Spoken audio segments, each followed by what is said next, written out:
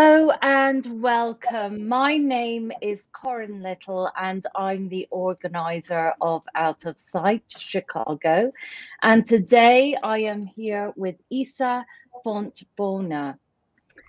In today, Out of Sight as an organization resides on the lands of the Council of Three Fires, the Adwa, the Ojibwe, and the Potawatomi peoples. As an organization, we are particularly interested in that which is invisible, the things that we don't want to talk about. And how do we use art and culture to raise a dialogue about the important issues of our times? Please feel free to type your location in the chat.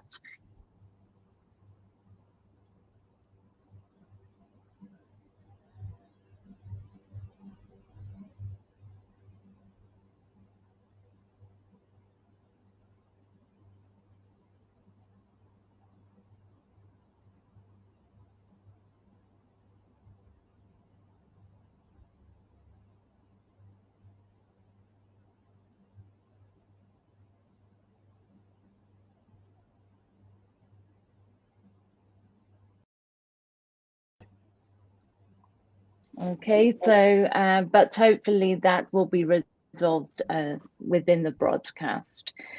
And to introduce Isa Fontbona's work, Isa is a PhD candidate in cultural studies and sports, and a natural bodybuilder, competitor, and a performance artist. Fontbona holds two bachelor's degrees in philosophy and art history, as well as a master's degree in humanity research at the University of Girona, Spain. Currently, she is completing her dissertation on the artistic and gendered interventions enabled by female and trans bodybuilding practices. This project, more than a research, brought her to introduce herself to the performance art sphere. Her artistic work merges different approaches to the same coin, her research and her sports career. She explores the malleability of the body through her own skin, using bodybuilding as a tool. Through this corporal practice, she visualizes the social pressure exerted on the expectations of bodies. In some of her artworks, she challenges herself to the limits of endurance of the body. Isa questions her own identity in relation to her body through uncomfortable positions and an honest gaze. In her most recent pieces, despite locating the foundation of her personal investigation, she intends to establish certain resonances to the audience, allowing them to be part of the pieces. Putting herself in a vulnerable position, she likes to involve with the audience, give voice to the publics, letting them weave the meaning of the piece with freedom and agency. She has been developing pieces internationally since 2017, and she has been involved with different organizations such as Experimental Action in Houston, Out of Sight Chicago, Gristle Art in Spain, and more recently, Lock Unlock Performance Art, among others. So it is with great pleasure to be here in the room with you today, Isa. How are you doing? Hi, Karen. Thank you so much. The pleasure is mine, actually. I'm doing well. I hope all the people who's joining this conversation today can enjoy and join to the conversation in a certain way as well. Thank you so much. and we invite you all to participate in the conversation. We're going to start by sharing two performance works that Isa has created, more an older piece and then a more recent piece. And full disclosure, Isa chose the material that she wanted to select, but the second piece was a piece that we worked on together. And so, but we'll talk more about that later. And is there anything that you would like to start off by saying before we show No, the we pieces? can face with the two pieces and then start the conversation if you wish. Okay, okay. So we're diving in now.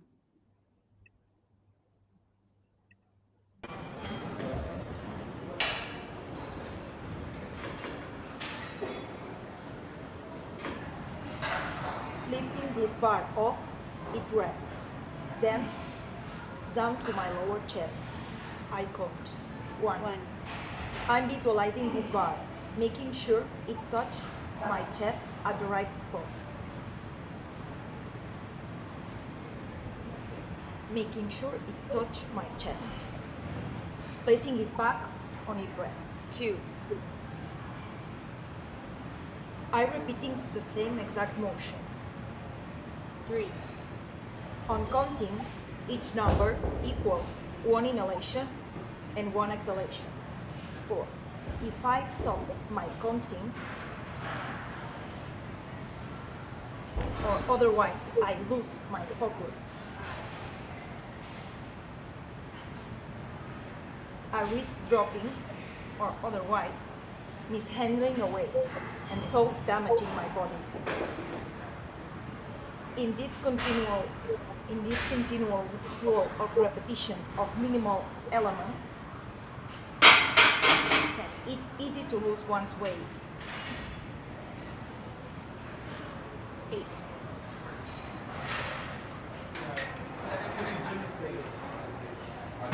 When all is repetition rather than production of meaning, every path resembles every other path. 3. Every day in the gym. 4. I repeated the same control gestures. 5. With the same weights. Come on. 6. The same number of repetitions. Come on. 7. The same breath patterns. Push it. Push it. 8. But now, come on, push. And then, I was wondering, come on.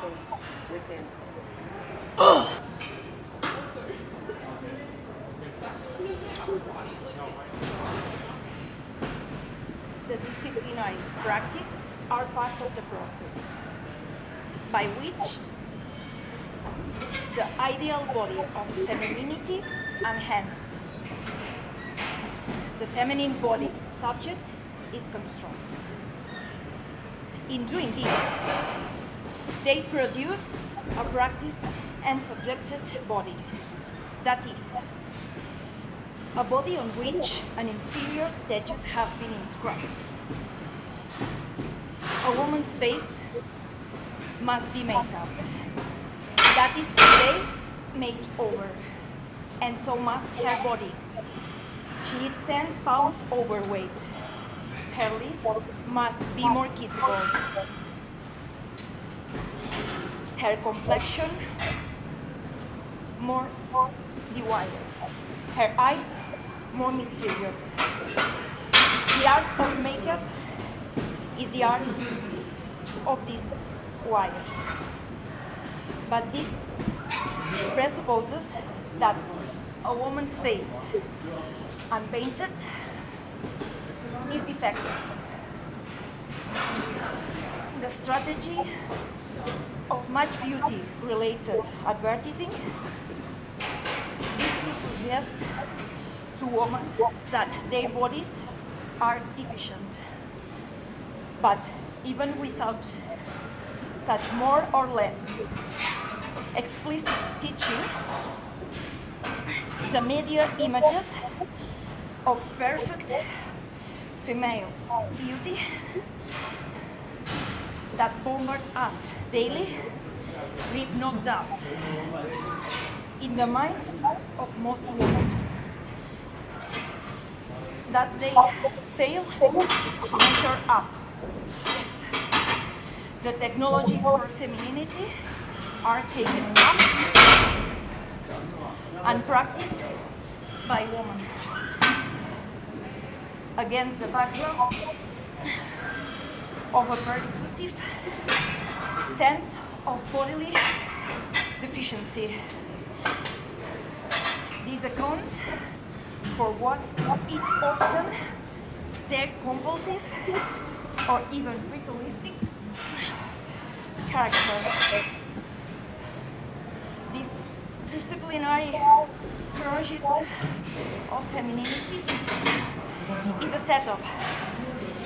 It requires such radical and extensive measures of bodily transformation that virtually every woman who gives themselves to it is destined in some degree to fail.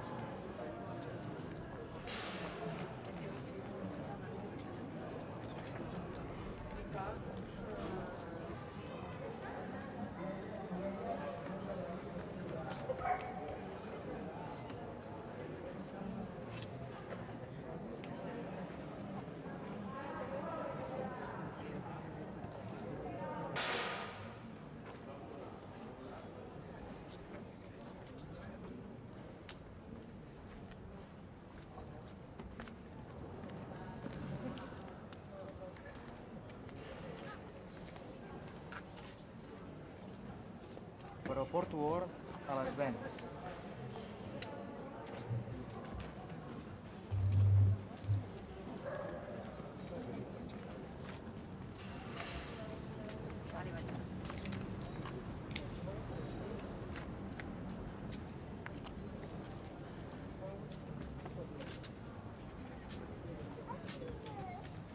Però jo omplo les esquerdes amb paraules, escrites a mort.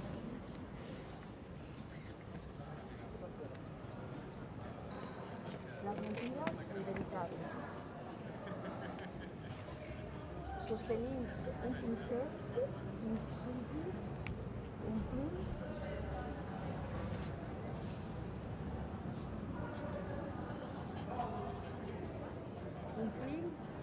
les costures amb foc, destil·lant històries en or.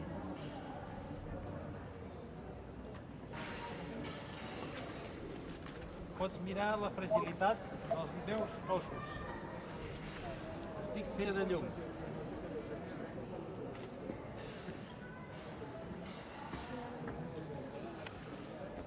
Gegant el sol a l'alba.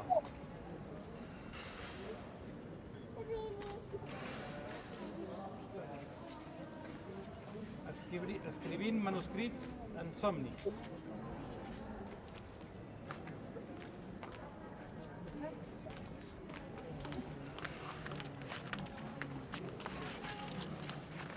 Tenim l'oportunitat de tocar el cos.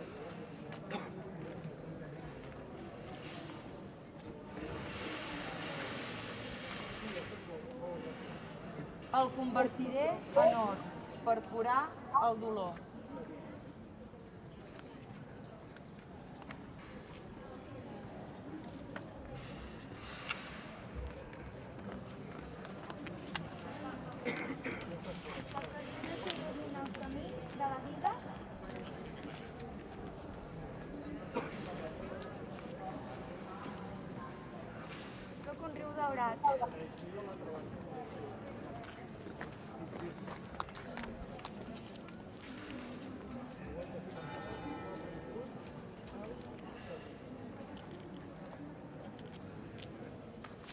Dit daurat, esquerda i trencada.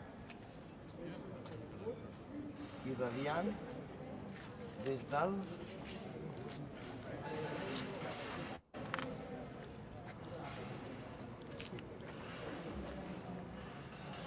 nucli. Soc vida i cura. Soc esquerdes escrites en or.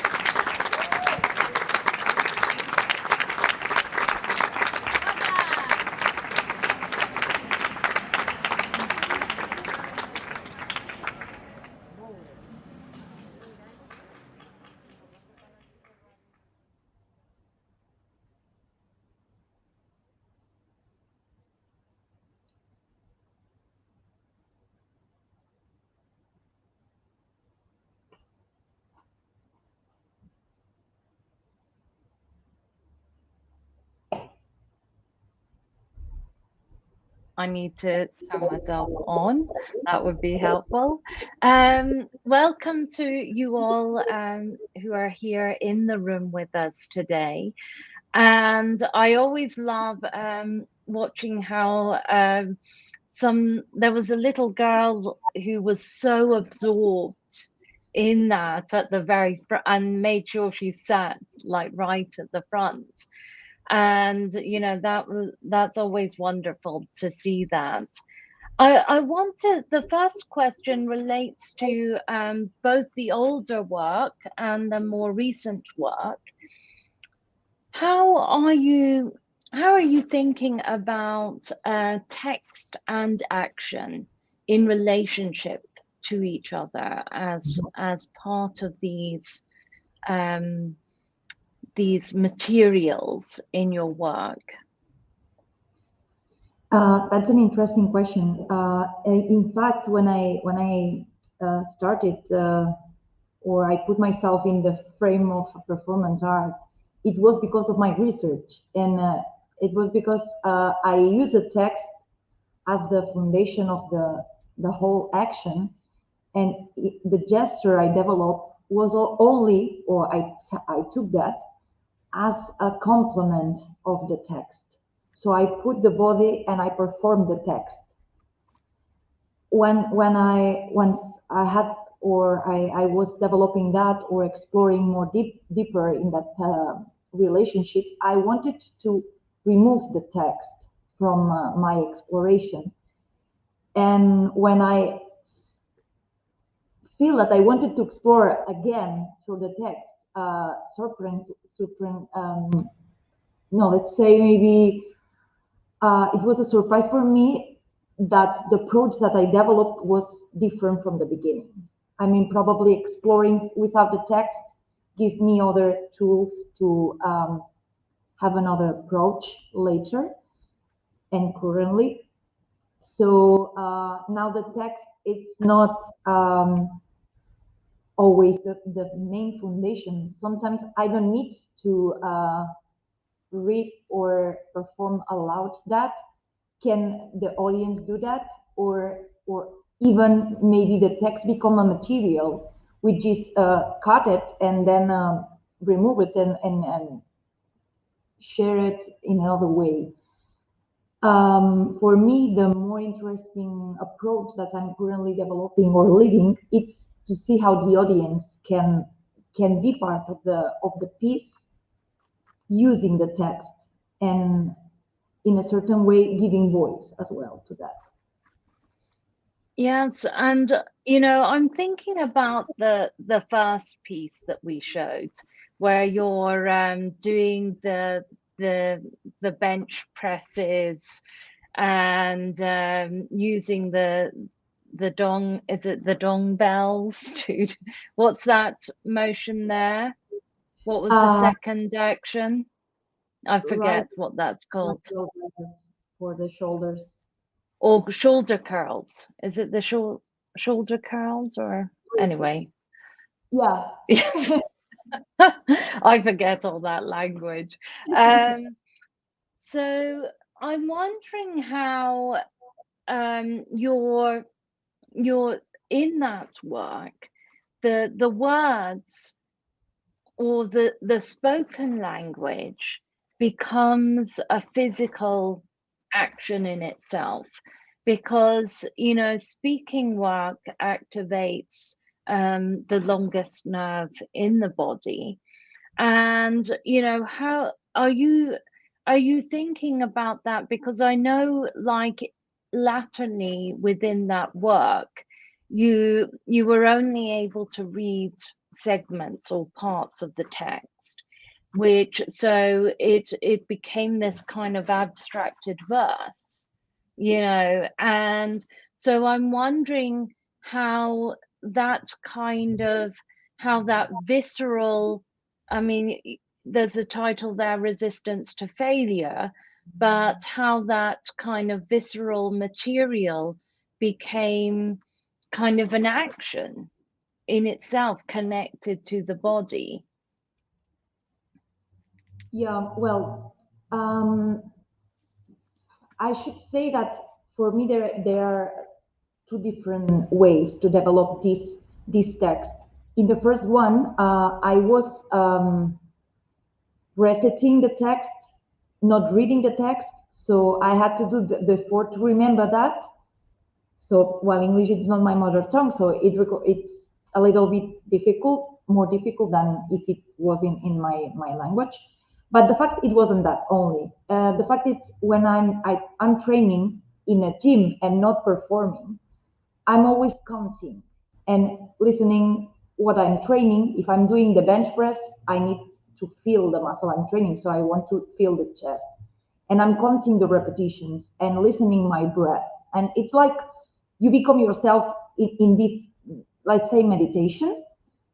But just reciting this text in memory, I just breaking everything, so you are not completely conscious of what you are saying, because you are doing an exercise. So you are saying become less, you are not focused on what you are saying, because you cannot, you are performing, you are exercising your body, but you cannot also feel what you are training, because it's like, I'm not used to do that. It's like creating a shock in your body.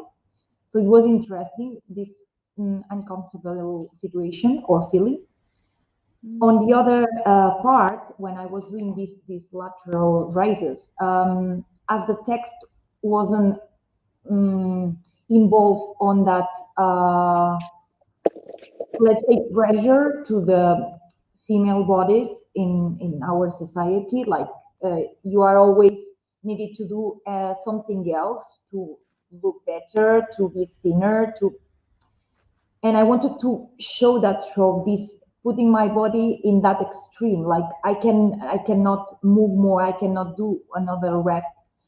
So my own body become the expression, or the expression of that message in a certain way.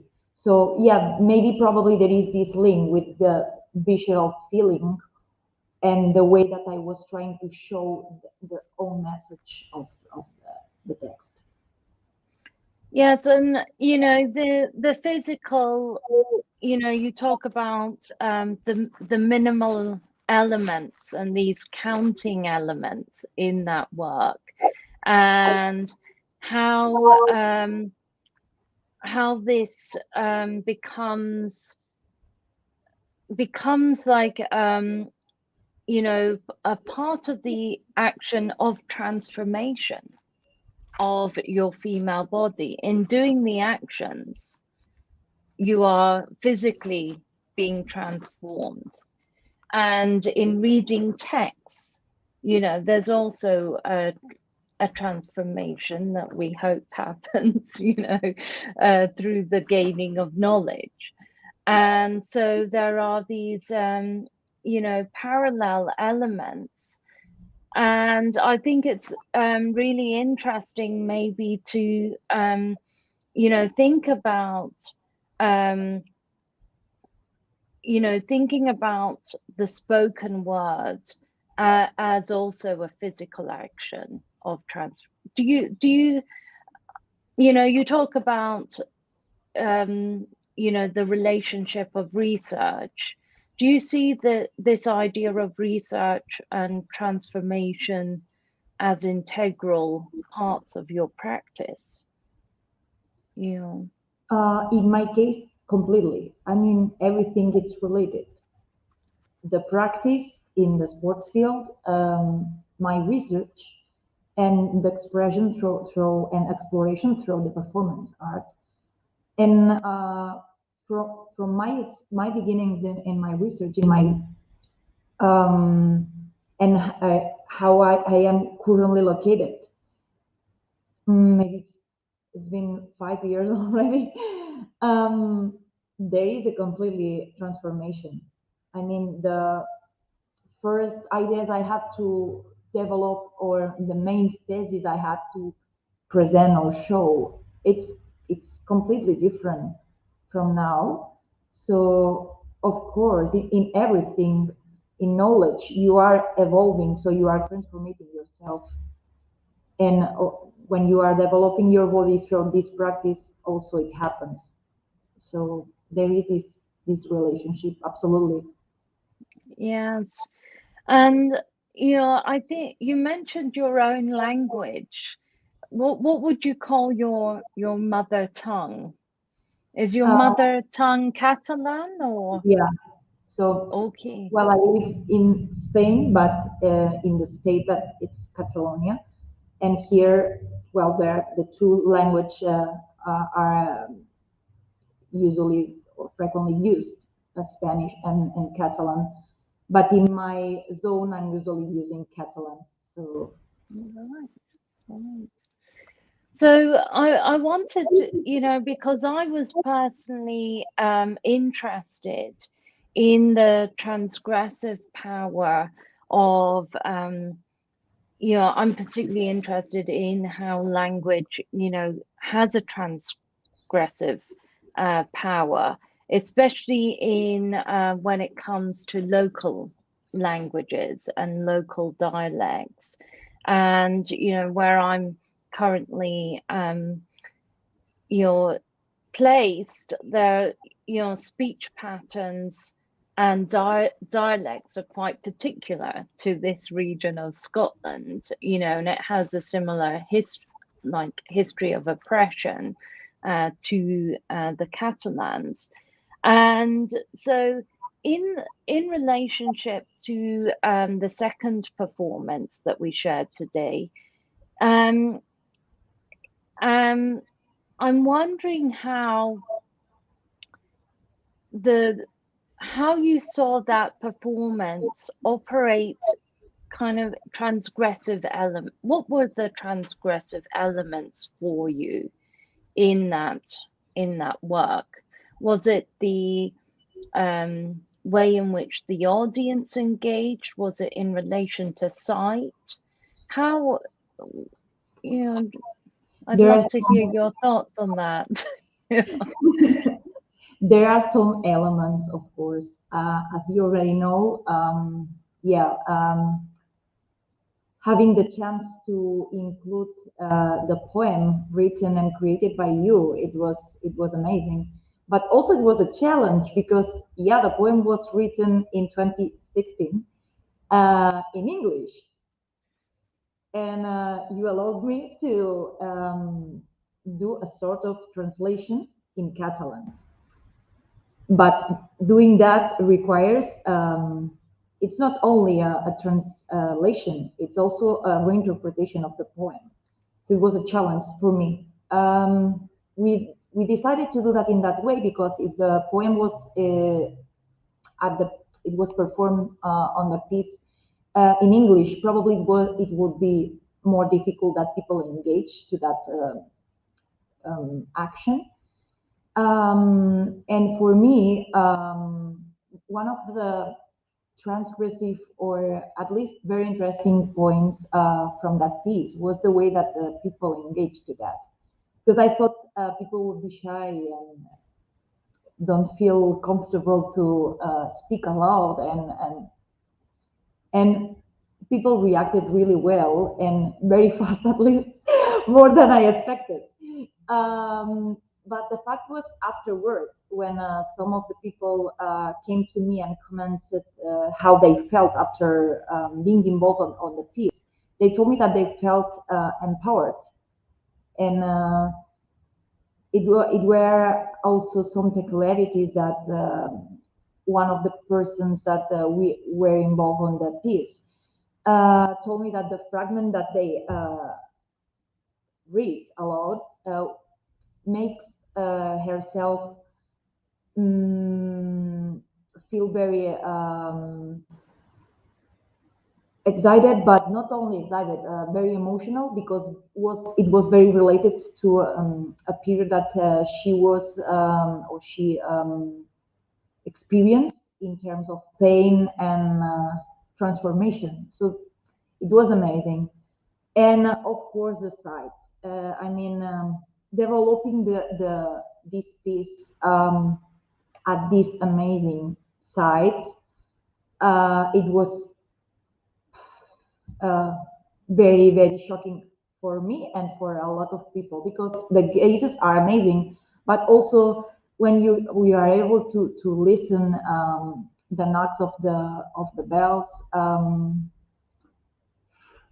it was amazing.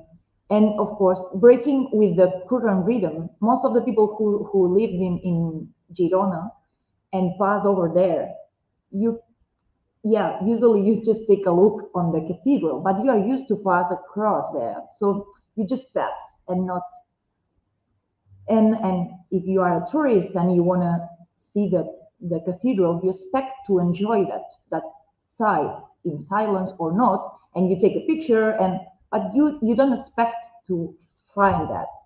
So it was a way also to break with this rhythm, the expectations, all the history, everything. And of course, developing the action in that way with the people involved on that, giving voice. It was really, really nice.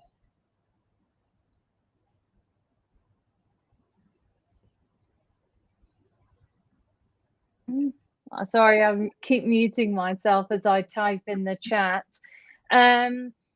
Yes, I think in the Gilding Gold piece, there is this transgressive. What was amazing to me, after observing it, was how the language became this material of transgression. Just in the relationship between the people speaking in Catalan, the poem that I'd written for this young woman in Lucerne, and it was really about the poem was hopefully a transformative gift for Abalasa Lowenberger to really transform the institutional racism that she experienced as a child. But then to have this text made public, you know, in this context, on the stairs of, you know, Christianity, you know, of a cathedral, you know, and the how, you know, the church, you know, has been part of the state in Spain, and you know how Spanish is the spoken language, yet you know Catalan was the material in this work. And did that have was that also a transformative action for the people that were reciting it, for the public that participated? Yeah, I think so. Well, maybe not for everyone. Of course, not in a same way, because everyone just experienced the whole performance or event or experience. I think it's the best way to mention that, in a different way. But I think for everyone was special, and for some of them, I am completely sure that transformative. There is also another case that one of the women that was participating told me after that. It was like she was very shy and she was educated in Spanish, so Catalan, even she's Catalan, she didn't receive Catalan in the school. So she felt a little bit more uncomfortable to talk in Catalan and mostly in public. But after being part of the piece, she said, "Yeah, I enjoyed it a lot, and I didn't felt shy or that I was doing anything wrong, or I feel good doing that." So it's a way to empower, because everyone Exactly. was the same. Nobody was judged. Everyone can just be part of that in the way that they decide. I mean, you can read a lot or just only one word. Nobody gives you Mm. an indication. Yes, yeah, that's great. You know, and it is about placing these personal stories as gifts into public space to expand. You mentioned earlier about the desire to, you know, we were talking about the transformation of your body as part of your bodybuilding practice.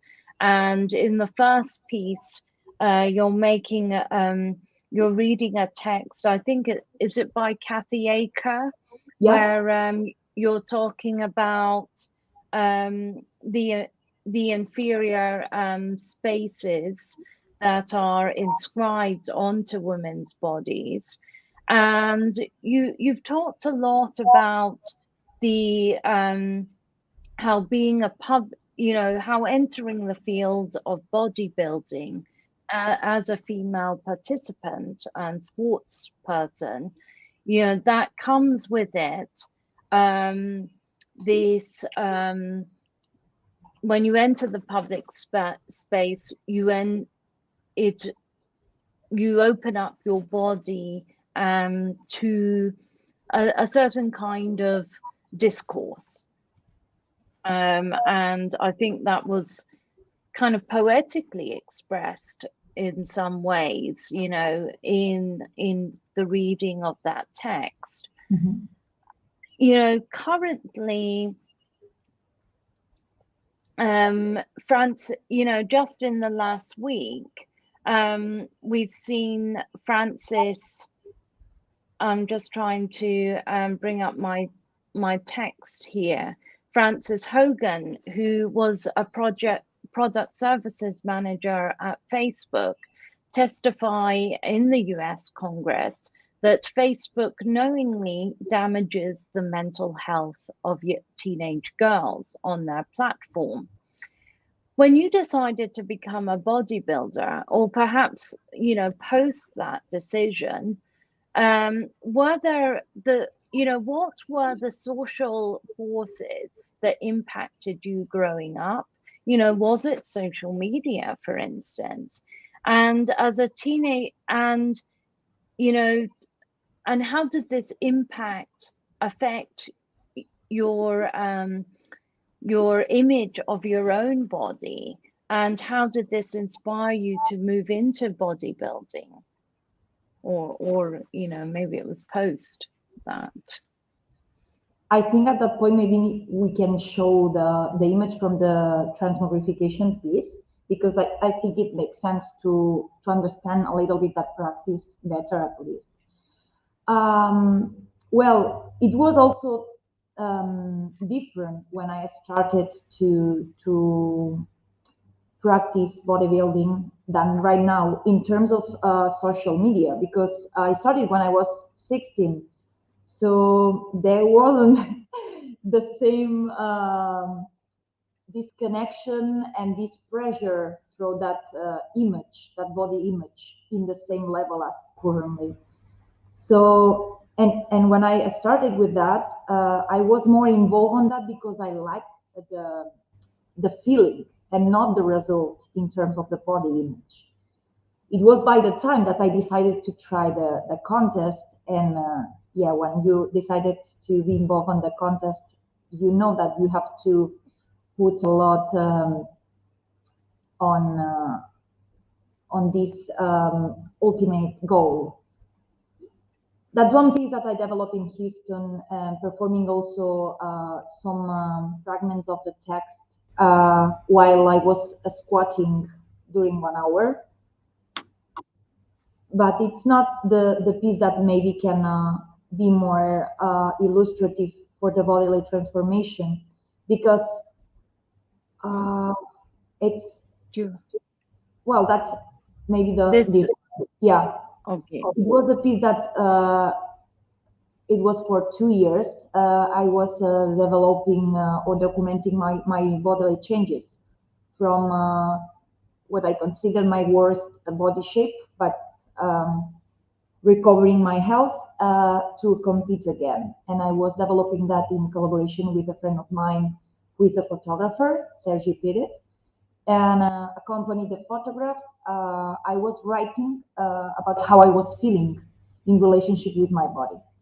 So despite at the beginning of this practice, when I started when I was 16, it was more about the feeling I had when I was training.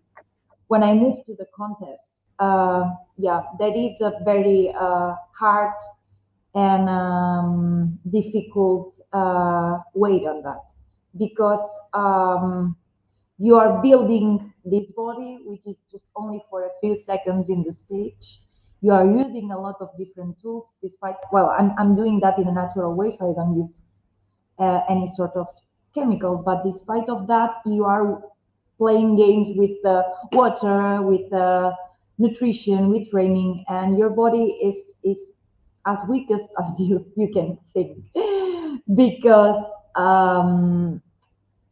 yeah, you only tend to build that image, and afterward come the difficult part, which is recover the health and remove all these strategies that you have been using to recover weight as well. And as we are living in this amazing society where the body image is very important, when you start recovering your health, but your body is changing in what the stereotypes or the body image expect from you and from your body, you also can feel a little bit weird and uncomfortable with your body. So I wanted also to explore that feeling and put light in this difficult and dark phase. So for this reason, I decided to develop this piece with transmogrification with the images. And also in the same line, if you can move one slide, Karen, I think it's on the next one. Yeah, and this one, I was also trying to illustrate this duality, like trying to change or destroy this stereotype in terms of female body with the mannequin, but also trying to do that through bodybuilding brings you to be a slave in another way, with this control of your body and in your, which affects on your daily life, because you have to control all your meals, everything gets weighted, you have to train, you have to eat certain specific foods in a very specific time, and everything is controlled, and you think you control your body, but yeah, it's just a thought, because you A can myth. control that for a period, but then your body reacts to that, and you have to pay the consequences as well. So I do want to open it up for questions to the people that are here with us today. So if you have a question for Isa, just please type it in the chat. And there's been lots of positive little comments from Alseka. They say, really inspired by the intensity of the installation. And Dimple Bishar says, you know, incredible change in the body. And so I'm wondering, while we wait for people to type their questions, you know, what inspired you personally to get into bodybuilding? You said you started when you were 16. Yeah, That's because quite young. I love the sports. I always have been involved with the sports, and I wanted to try something new. I was doing these activities with music and weights, and I wanted to try the weights only. And also, I was very fanatic, or I love to see, to watch a TV program named The Strongest Man in the World, which is a sort of competition also. And I was really astonished, or very surprising to see how these people were doing this stuff, like moving rocks, and it was like, yeah, I felt very curious to see what was that. So I was trying to experience in a different way, and when I started, I just enjoyed the feeling, and by the time also I like to see how my body changed. And so I'm wondering, you know, at what point did you start to, you've talked about somatophobia. At what point did the public's vocality start to impact? Or, you know, I'm wondering because also, you know, Spain, I know from my girlfriends who are Spanish, there's a particular kind of machismo in Spanish culture. And I don't know whether that's maybe come out of the Franco era and this authoritarianism, you know, but we are, you know, we're at this particular moment in our history where suddenly women in Afghanistan who have been ministers and going through their education have been suddenly imprisoned in their own homes. And you know how the public reception of your physical transformation started to impact your own thoughts about your own body. You know, you've talked about that in somatophobia, or using that terminology. Well, it's difficult. I mean, it's difficult to be aware of this, let's say, how the history of your own country can affect on some perspectives. I mean, because well, we have been raised up here, so it's everything. It's like inscribed on us. So we tend to normalize things that maybe they are not normal or appropriated. But I should say that when I started with this practice, there are some people who felt or who feel uncomfortable when they are enter to this room, which is the lifting room, where usually it's more full with males than females. At least some years ago, now things are a little bit different. So luckily for us, but I never felt bad or uncomfortable for that. So people just help me if I need, and it makes the thing good. But when I change my body by the time, like being more ripped and giving or bringing my body to the contest, and then I have to recover myself and put weight on my body. Maybe people say not a lot of things, but say some things. But I tend to see the reactions, and mostly during this transformation, when I was taking pictures of my body changes. Um, the worst part is my own myself. I mean, I have some thing in my mind already inscribed or not inscribed by the culture I live or by my own, but it's like the pressure I put on my body, and I wanted to share that and put light on that because well, and it's fun or curious to see how maybe I'm not talking, but my body's saying a lot. My face is saying a lot through the images. When I started the piece, I felt very uncomfortable with my body, and it was my first time showing my body on that stage to someone just to take a picture, and it was very uncomfortable. By the time as my body was changing again, I was feeling more comfortable, and my expression was also more fluid or more with the flow. I mean, I was feeling comfortable with my body, so that it doesn't matter. But also it happens during my daily life. I mean, if I feel uncomfortable, I tend to hide myself. But how the people is reacting in front of that body when you are competing or when you are close to the contest, people who is involved on that can say to you positive comments or something.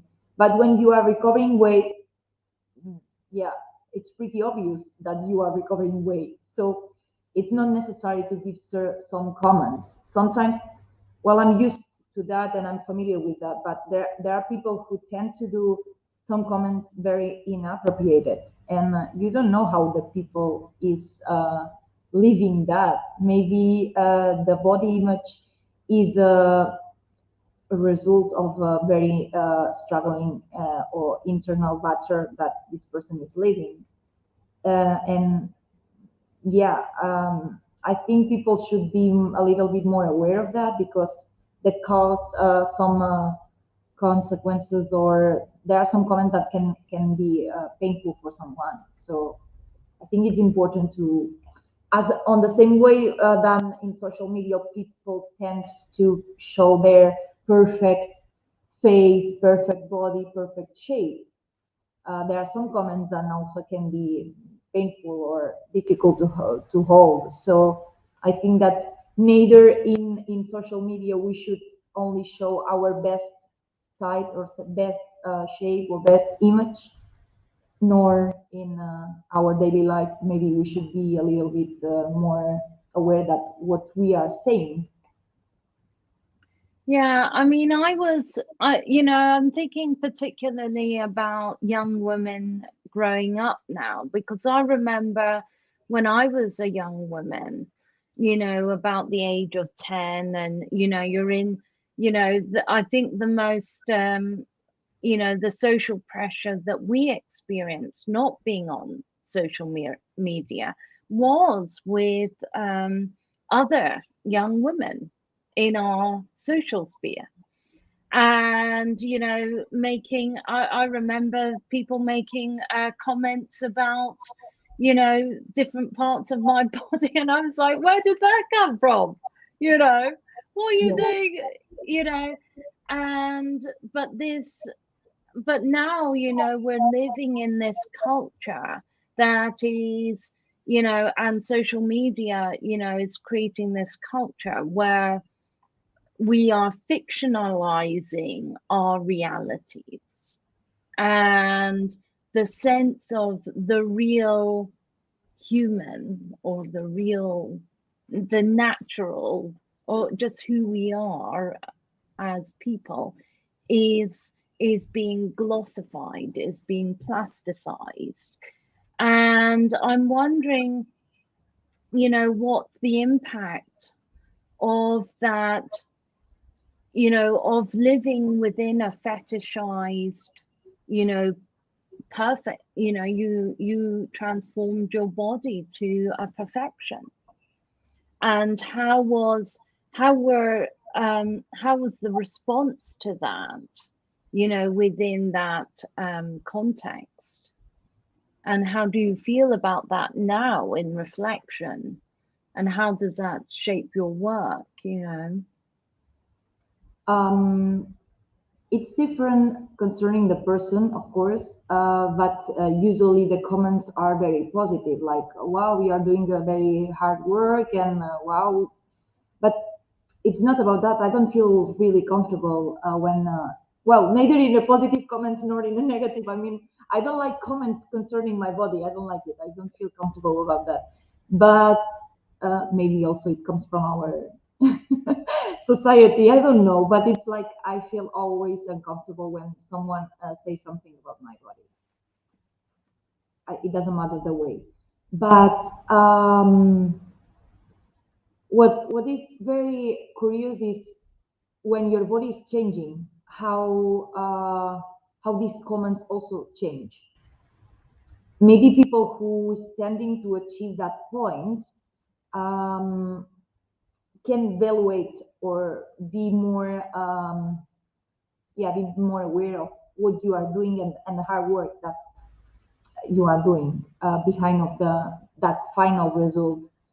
But when you are recovering, for me it's the worst part, because until the contest you think you have the control of your body, so you can do whatever you want. If you just remove some grams from that food, and you change that, and you start doing some different changes in your type of exercise or methodology, and also playing with the water, and you can do whatever you want with to achieve changes in your body.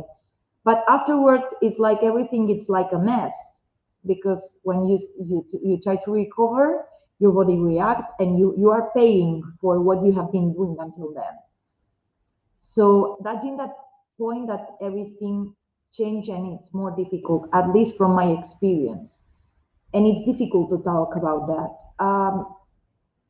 For this reason, I use the term somatophobia, because that's in that point that you don't feel comfortable with what is happening to your body and how your body is talking to you. Because during that process, you are not listening to your body. You don't want to listen anything. If you have any injury, if you feel tired, excited, exhausted, it doesn't matter if you cannot sleep. You have to get up and do whatever you need to do because of the planning that you have for the contest. Afterward, you are trying to recover this relationship with your body, like trying to recover the health, normalize your rhythms, sleep more, introduce your food that you have been restricted until then. And it's very difficult, and nobody talks to you about that, or usually not. Now, I think there are more people talking about this frame or this part. Also concerning the positive movement that in social media occurs some years ago, like trying to normalize fat bodies, or bodies that are out of these stereotypes, even if they are athletic bodies or thin bodies, like out of that. And I think it's also a huge step to normalize that, because it's normal. It's not, we don't have to. Yes. Yeah, well, I think this goes back to, you know, this idea of, you know, are we, you know, whose idea, the question of whose idea is it to have a perfect body. And I know that there's just a new book out by a ballet dancer from the New York company called Swan Dive, that is talking about the impact of the ballet dancing culture, on female body types. So it's a long conversation that we unfortunately we don't have time to dive deep into today, but we've started to touch on it. Dimple has a question or reflection. She has a question in the chat. That is natural for society to react to change and transformation. Even your inner level of confidence increased once you set that standard. You need to maintain the status. Can you do the reverse? And if you do the reverse, we'll have some confidence. I'm not too sure what. Maybe you could, if you could rephrase the last part of the question, Dimple. If you will reverse, will you have the same level of confidence in your response? I think that's her question.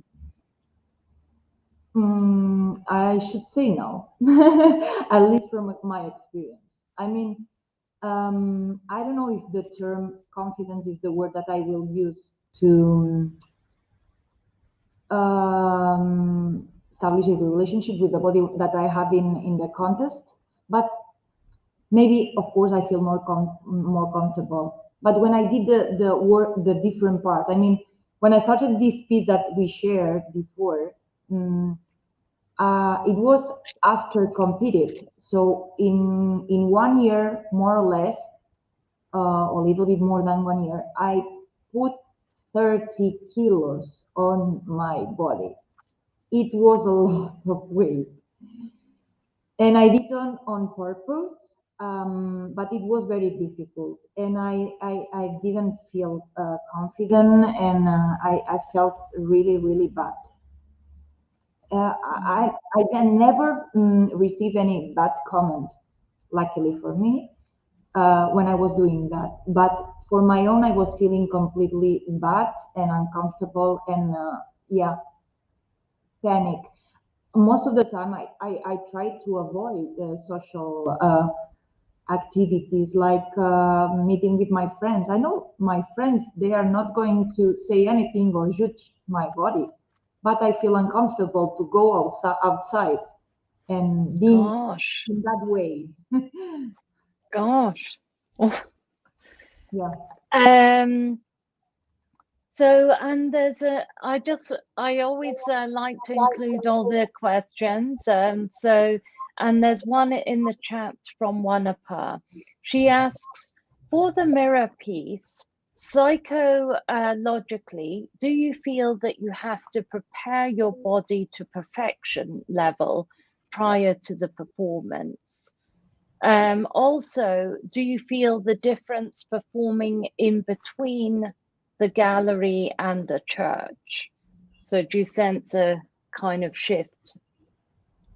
That's a great question. Thank you, Yeah. Wonderful. Thank you both, Dimple and Wanapa, for the questions.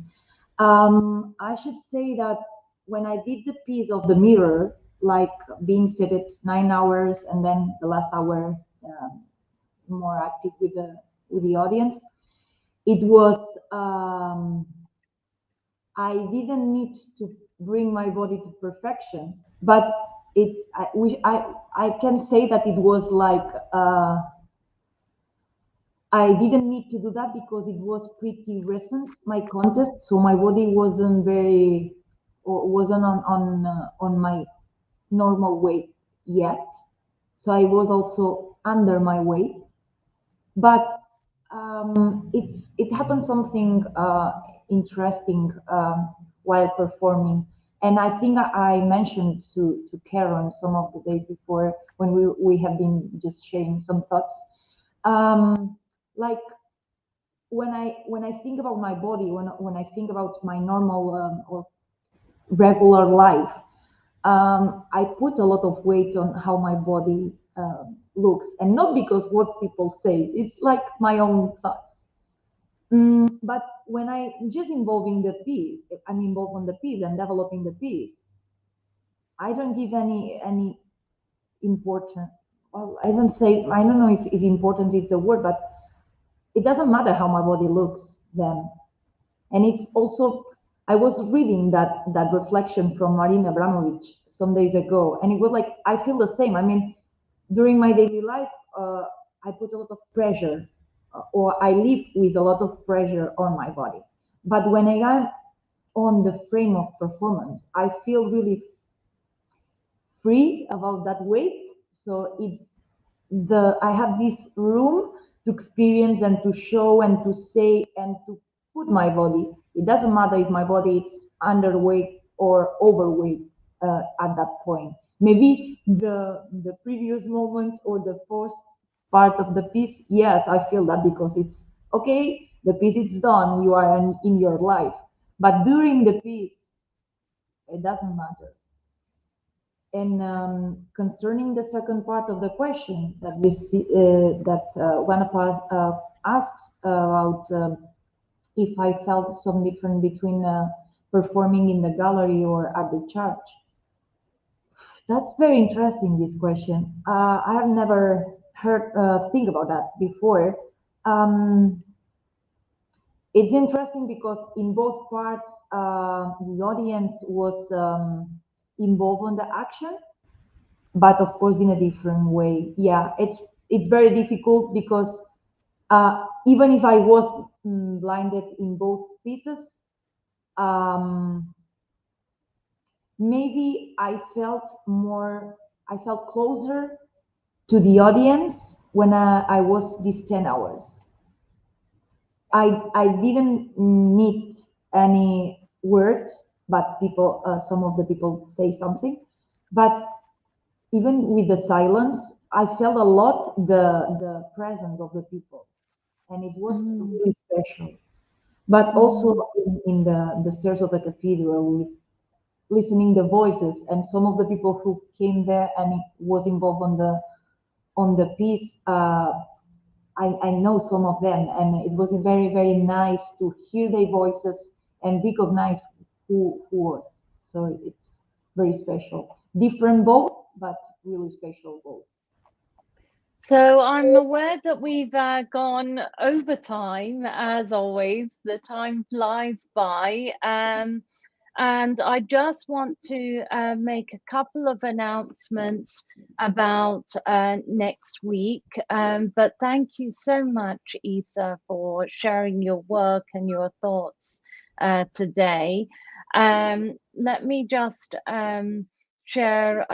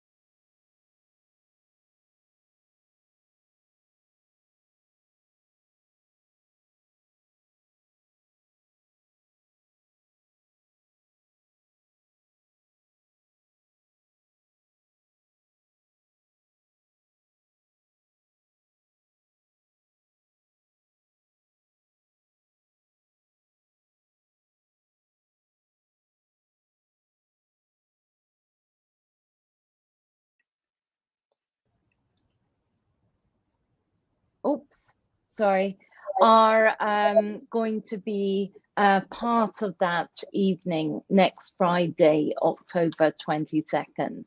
So I do hope you can join us, and that will be broadcast live to the Out of Sight channel. And I just want to thank Isa again for the conversation today. We've just talked about the relationship between language and action and how that becomes a material in the performance art that Isa performs, and how bodybuilding and thinking about language and bodybuilding as these simultaneous acts of transformation of the body through the physical and through the learning.